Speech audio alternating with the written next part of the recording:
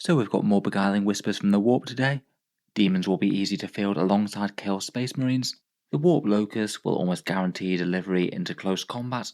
And of course, one very angry bloodthirster. Skarbrand cares not for your invulnerable saves.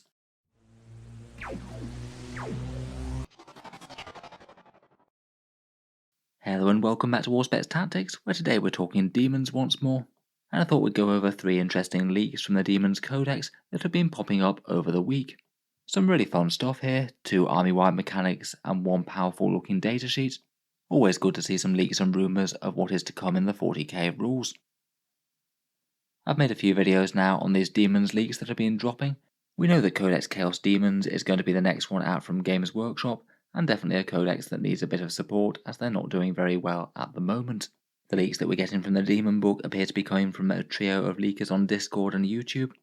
Mr. Wallace Trout and Corkin have been distributing otherworldly knowledge for us, and are apparently going to be drip feeding what they know over the next few weeks. It sounds like they have an early draft playtest copy of the codex, not the finalised one, so it's likely at least some things will change from their leaks to the new edition of the codex, so obviously take everything with a pinch of salt.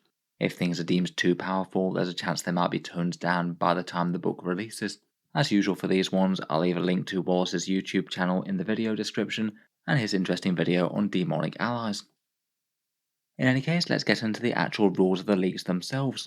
First up, we'll start with Skarbrand, then talk about the interesting Demonkin-like allied system and the new Warp Locus for delivering demons into melee really easily. If these numbers are accurate, then Skarbrand is looking like a massive threat on the table. In the lore, he was the bloodthirster that tried to rise up and challenge Khorne, so he threw him across his realm and basically destroyed his wings in the process, so he's basically a walking bloodthirster now. It's certainly still not too bad in a fight at the moment, but certainly a fair way below running in most competitive lists. If you're a walking melee beatstick, then you have to do it absolutely amazingly and also be somewhat tough. As per most really big things in 40k, it looks like Skarbrand is going to be getting 2 different melee attack modes, and the primary one looks like it's absolutely brutal. 9 attacks at strength 16, AP -4, damage D3 +3, and casually ignoring invul saves. It's pretty brutal stuff. Most of those stats are pretty maximal. I'm going to guess that the 9 attacks are 8 attacks +1 for his Rage Embodied rule. Strength 16 should wound most things in the game besides the Land Raiders on 2s. AP -4 is plenty to be getting on with to chew through things like Armour of Contempt, and then damage D3 +3 will be smashing through heavy targets with ease.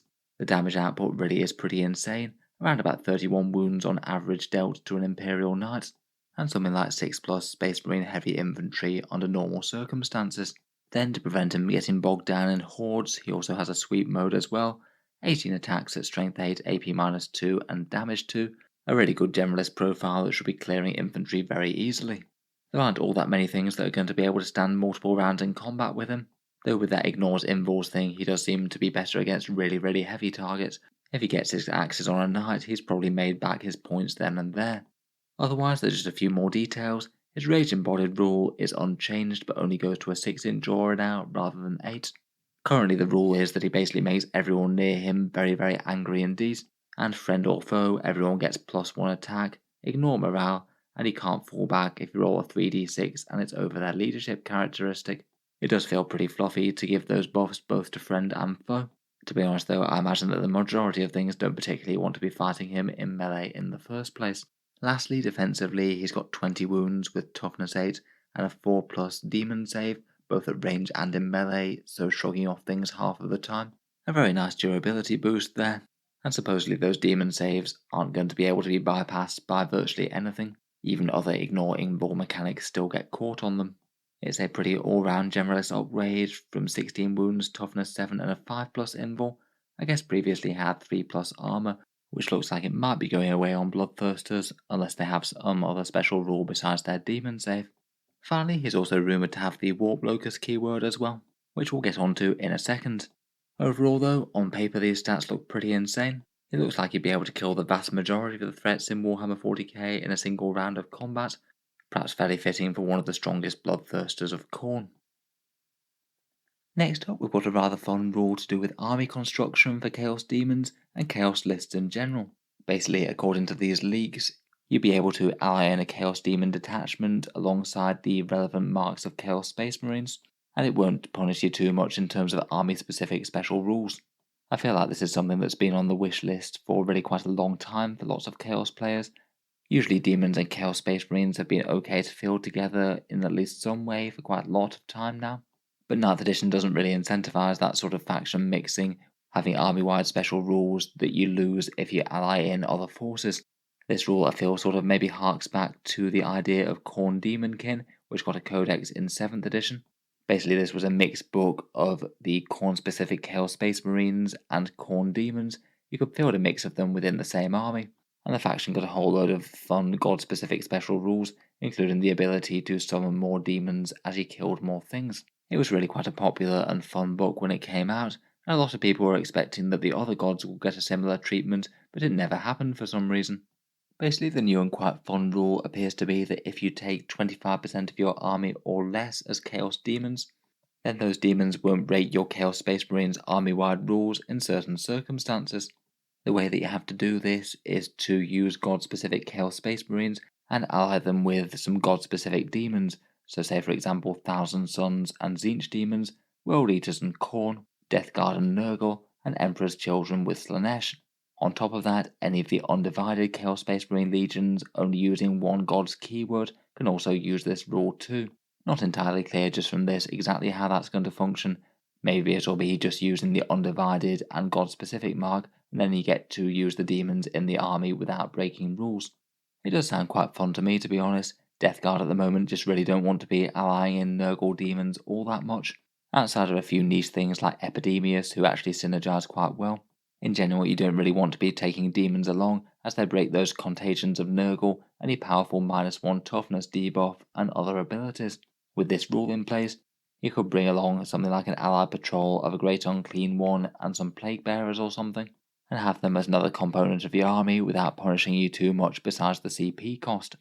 Apparently lists that are going down a multi-god route wouldn't be able to use this specific rule, so it sounds like you wouldn't be able to use, say, both Khorne Demons and Tzeentch Demons allied to a Word Bearer's force, for example.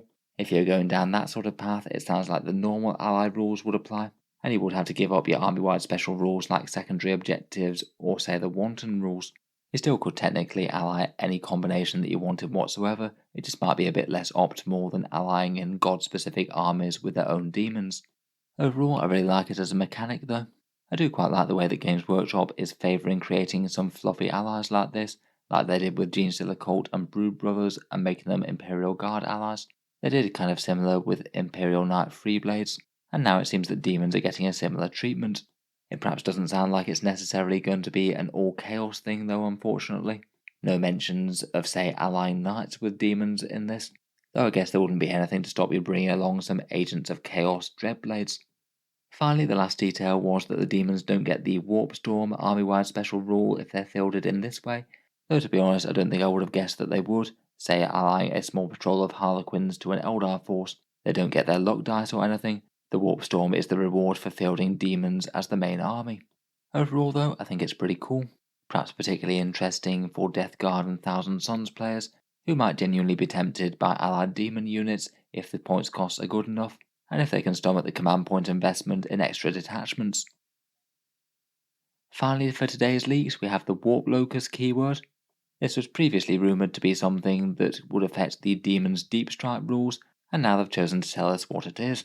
Previously, the leak said that demons can deep strike for free now, you don't have to pay command points to put them in reserve anymore, and a few powerful units will be able to make use of a rule called Warp Locus to make their charges super easy. Warp Locus was an interesting keyword that appeared a bit in the Chaos Space Marine Codex. I think there was at least the Master of Possession, Khorne Lord of Skulls, and the Noctilith Crown fortification that had it, and there might have been others that I've missed. The keyword doesn't seem to do anything whatsoever within the Chaos Space Marine Codex, so it seems like they were designing it in tandem with demons. I can certainly see the Master of Possession and the Noctilith Crown being helpful for summoning your demons in. The Khorne Lord of Skulls is a bit more interesting, though I guess it is a massive great juggernaut of Khorne and a bit of an icon for them. Apparently, when you arrive your demon units from Deep Strike, if you manage to set them up wholly within 6 inches of a Warp Locus unit, then it means that they can set up anywhere greater than 6 inches from enemy units instead of the normal 9 inch. This could theoretically allow for some very easy charges at reserve from your demon units. Charging on a 6 means that you've got a 72% chance of getting in. That compares with a measly 28% on a 9-inch charge, and if you use a command point reroll, you're near enough guaranteed unless you're very unlucky indeed. Being able to bring big punches from that in from reserve so reliably really is a nice asset. Though the units from the Chaos Codex are maybe a little bit on the niche side, the Master of Possession is amazing and will be in most lists, but you probably don't want him right on the front line at the same time.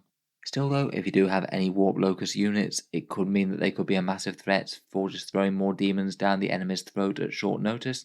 I guess we will have to actually read the entirety of the rule in full, but presuming they are able to move before the demons come in from reserve, then it means that they could potentially have very easy access to making easy charges. I guess there could theoretically always be restrictions like the unit can't move if you want to bring in demons this way, but nothing of that's been mentioned so far in the leaks. In any case, feels like quite an evocative rule. Anything with enough of a warp presence to make demons easier to summon can genuinely be quite a big threat to having them brought in at short notice and making some easy combat charges. So overall, a fair amount of fun stuff I think. Skarbrand looks scary, the allied rule looks quite cool, and Warp Locus seems like a very powerful way to deliver demons to the front lines.